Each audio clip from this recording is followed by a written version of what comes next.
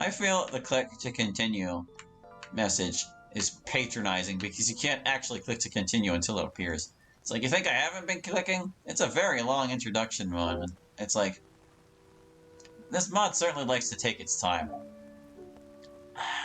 We're not even going to talk to her. We're not going to talk to her. I'll pick other bold things instead. Mention hobbies. Alright, Kousei, you and me, we're going as far as we can with the Kouseis.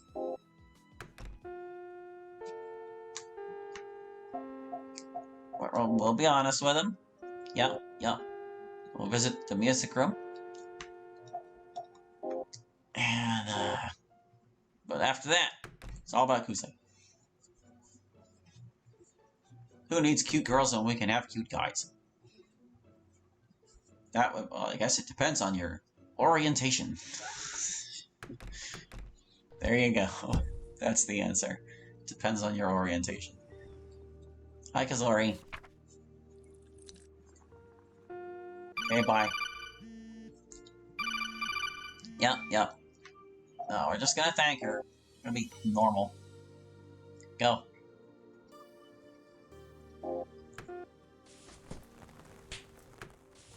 I don't know how hard it would be to implement, but it would be nice if there was also like a skip button on that phone widget, so that you can bypass texts you've already seen there too, because it's a lot less obvious whether you've seen those texts or not.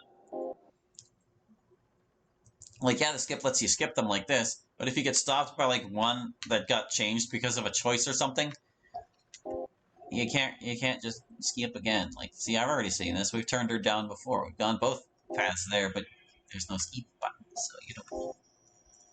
Screw the news. It's all bad.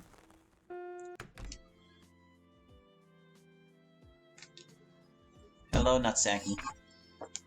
I don't remember if we picked Hanami Dango. We must have. It said skip. It's been a long time since we made cupcakes. Now that... There. Cupcakes. Wow. Amazing. I wonder if there are any things down there we haven't picked yet. I'm really not sure. Is that Kousei exists? Let's go! I wonder if Kousei's free right now. I wouldn't mind the company, plus maybe he can tell me more about the school. Hi, Kousei, are you busy right now? Even if I was, I could still make time for you. Why? Do you fancy another noon day? Tryst with yours truly? If by that you mean spending lunch together, then yes, I believe I would fancy that. In that case, we ought to convene somewhere more romantic than the cafeteria. How does the student council room sound? We're on the Kousei route. Romantic? Yeah, I wasn't aware the student council room was romantic. Are you kidding? The air in that room is thick with love, unrequited or otherwise. The most intelligent and capable students in the school, locked in a small room after hours. Surely you can imagine the romantic tension. The more you describe it, the more dangerous this sounds. That's how you know it'll be fun. See you there. He seems very sure I'm going to show up. Not that I'd stand him up at this point. Kousei's pretty strange, but I can't deny his choice of venue is more appealing than the cafeteria. It'll be a lot more private, at the very least. I can't stand sitting around in a public place for that long, at least when I'm in class. All the eyes are on the instructor for the most part. Maybe my fear of crowds is something Kousei picked up on, or he's just acting according to his whims. Wait, it'll be private. And he said the student council room is romantic. Hold on. Don't tell me he's planning to... Fancy meeting you here, stranger. And by sheer dumb luck, I happened to run into the guy I'm looking for. Look at us, like two souls bound together by fate and mutual love for egg sandwiches, and the fact that we're headed for the same room. I guess this is the right way to the student council room after all. Goodness, you came all this way not even knowing where the room is. What a trooper you are. I had an inkling.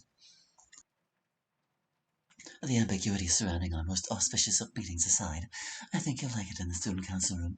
It's nice and quiet, and they have their own heater even. Thank you for inviting me. Very well then, let us be off. I wonder if this is a possibility for meeting Midori early. Could be. After walking down the halls for a little while longer, Kousei stops in front of one of the doors and knocks on it gently. Another moment passes before a female voice calls out inside. You think it's her? I'll just wait. Kousei-kun, is that you? Indeed it is, and I've brought a +1. It's probably her. Kousei, you know what I told you about bringing stray cats into the student council room? I know what you said, but this one happens to be very cute, and also a human. Kousei! Don't say things. Say it's her. Say, we found her early. Don't say things like that, yeah. A head of long, glossy black hair appears out from inside the student council chambers, regarding me with suspicion and hesitation. Heat spreads across my face, and I quickly cast my gaze aside. The girl's brow furrows as she exhales exasperatedly, and she turns to Kousei for answers. Can you at least tell me its name? Perhaps he ought to be the one to do that. Oh, God. Hold on a second. First, well, I don't know. I mean, we are kind of meeting her here. Maybe this will probably turn her into a contact. Here, we're just going to put all our Midori route stuff on save number 1 there. But for now, I'm going to let Kousei do the honors. The only answer I give is an unsteady step backward, eyes still to the floor. There's no way she would even want to hear me speak. Thankfully, Kousei quickly picks up on the awkwardness of the situation and speaks up. That isn't quite what that option implied would happen, but... This is Hallie. He's a new transfer to Sarabadu High, and a lovely friend to have. The girl from the student council chamber seems unfazed by the introduction. My already withered confidence continues to deflate with each millisecond of silence. I'm sorry. I shouldn't have. I'll just go. No, it's fine. I just have a lot of work to catch up on. Just promise me he won't make too much noise, Kousei-kun. Kousei peers at me for a moment, before giving a quiet, snorting chuckle. No, Midori-san. I don't imagine that'll be a problem. The girl, apparently named Midori, finds this answer sufficient. She retreats back into the student council chambers, presumably to return to her lunchtime duties. Kousei, meanwhile, exhales a sigh of relief at the girl's apparent approval. I think she likes you, Hallie. Does she? I think tolerates me would be a more accurate descriptor. Let's not get bogged down in the particulars, shall we? No, if you don't want to disturb Midori, you can put on your headphones. Never thought I'd end up seeing the inside of one of these rooms. On the window side of the long table, I see Midori already back at work, typing away on a laptop with a stack of papers at its side. She's wearing headphones, shutting out any disruptions. Yeah, see? The room being as quiet as it is, I can faintly make out the sort of music she's listening to, which is heavy metal? Huh, well, if it helps her concentrate. Kousei pulls a chair out for me before seating himself in the one next to it. Seems I'm getting the real VIP treatment this evening. Awkwardly, I take the seat graciously offered before staring down at my hands tightly gripping the fabric of my pants. Come on, Hallie. He's put up with you this whole time. The least you can do is make some light conversation. Sure, maybe he'll appreciate the humor in this. Rain is really coming down, huh? Yeah, of course it is, dipshit, just like it's been for the past few weeks. Could you have picked a more banal way to break the silence? No, I think it's hilarious. Yes, it certainly is. Sorry. I don't know why that was the best I could come up with. Why are you apologizing? You think the rain isn't worth mentioning? Yeah, I guess. Sarabatu Mayor's office would agree with you, Hallie. Close to 4 weeks now, and not a word out of either our local or national governments. Against impossible odds, Kousei manages to drag something stimulating out of talking about the weather. That is weird, isn't it? And it's not just the government either. Nobody is questioning it. Not the news, not the teachers. Like, are we just supposed to pretend that something weird isn't going on in the city? That weeks of torrential rainfall is normal, even for the tail end of summer?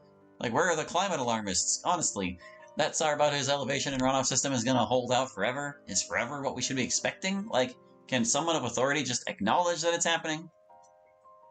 Or, I don't know, for my peers to acknowledge it?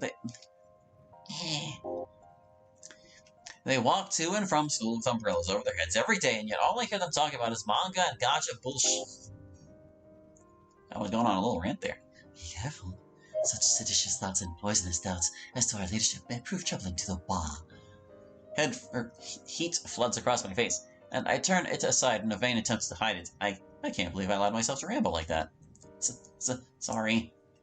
I should have stayed quiet. Relax. You should speak your mind more often. It's evident that there's a lot going on up there. Really? Really? Hi, Kousei. Our talk peters out again. Kousei leans his arms on the conference table, simply staring at me with that damn smile of his. He's really gonna try and force me to take charge of the conversation, isn't he? I stare down at the royal blue hue of my uniform's trousers, my brain scrambling to think of something meaningless and inoffensive to sputter out. Instead, it comes up with, why are you putting in all this effort? Inviting me to lunch on my first day, showing me around the campus, and then continuing to talk with me afterwards via text. Introducing me to Monica, who then invited me to her own club. I just don't know why you're still making the effort to be my friend. And who says it's even an effort? Why assume all of this is somehow inconveniencing me, that just sitting here and talking is some great difficulty I am struggling with? It is difficult talking to people, I mean. And chemistry is difficult for me, but I heard from a certain someone that you absolutely crushed it in that class. If told you that I choose to hang out with you simply because I find you interesting, I guess I mean if I told you, I don't suppose you'd accept that as a satisfactory answer. No. I didn't think so. I suppose it's because you remind me a lot of myself from a year or two ago. So now I'm being compared to a middle schooler. Fantastic. I was a lot like you, sullen, withdrawn, saw the world in shades of monochrome gray. Thinking back, I don't remember a single thing I enjoyed throughout the day. And it's not like I didn't have any friends either, but my childhood friends, Tsubaki and Watari, were always there. But even then, it all still felt cold, distant. This guy. How can he say all that with a smile on his face? I feel like I'm about to tear up just listening to it. But then, one day, I broke into a run. I started doing all the things I regretted never doing, and a few things I regret doing now, for good measure. Those contact lenses that scared the heck out of me, I'm wearing them now. The musical scores that once bossed me around, now I play them my way. I even learned to bake my own pastries. How do you play a song your way without changing the song? So what changed? Whoop, I didn't mean to skip that. What was it that inspired you to turn things around? A lot of things happened in middle school. I met and reconnected with so many people and experienced so many new things that I couldn't pinpoint a singular reason why things changed for me. But my friend Watari, he's a romantic, he would say. It's because I met a girl. A girl? What a cliché, right? But clichés aren't always bad. At least I don't think so. Hey, there's a reason they become cliches. This girl, are you still with her?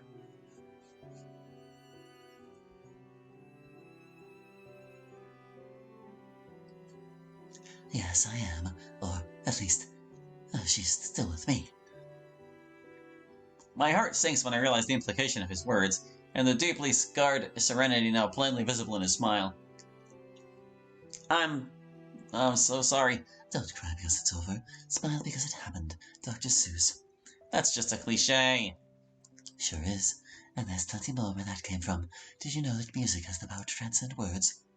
I laugh, despite myself. Despite knowing that crying would be a more appropriate response, I smile instead, subconsciously falling for Kousei's dumb little cliches.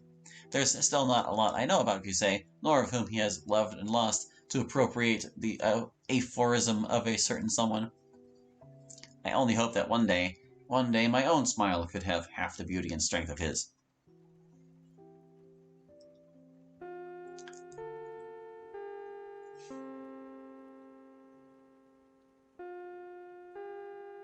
We all get to packing up our things. Briefly, I wonder how Midori was able to hear the school bell over her music, before realizing she probably just saw the time on her laptop. After slinging my backpack over my shoulders, I lead the way to the door before gently opening it. Is there a door he's opened that hasn't been gentle? We walk silently down the halls, making our way from the administrative wing back to the classrooms. The only sound is the clopping of our shoes in the rain beating against windows. I find it impossible to ignore. The atmosphere of gloom and melancholy it bears even more so. Being an upperclassman, Midori is of course the first to split off. We exchange pleasant goodbyes, Midori being as proper and ladylike as ever, and Kousei humoring her mannerisms. It isn't long before Kousei walks his own path as well. However, as he turns to leave... Kousei, thank you for this. It was really nice to hang out with you. The embarrassing earnestness of my words causes my face to heat up, aggravated even further by Kousei reaching out and patting my head affectionately for a good few seconds. I'll be seeing you around, Hallie. Man, he's so cool. I'm so lame. Time for my one evening class. Go!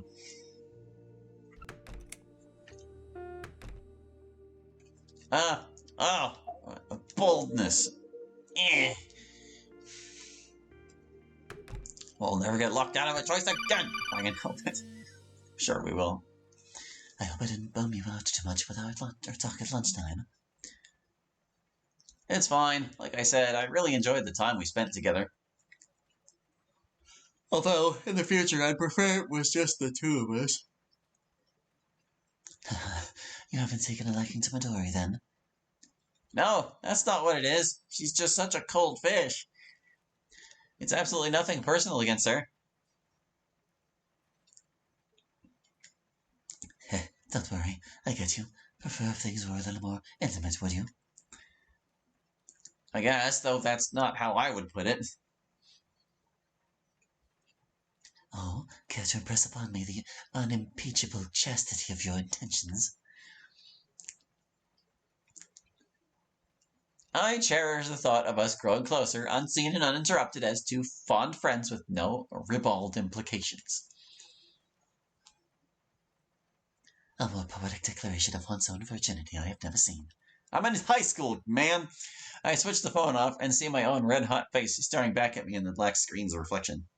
One of these times I'll get the better view of Kousei.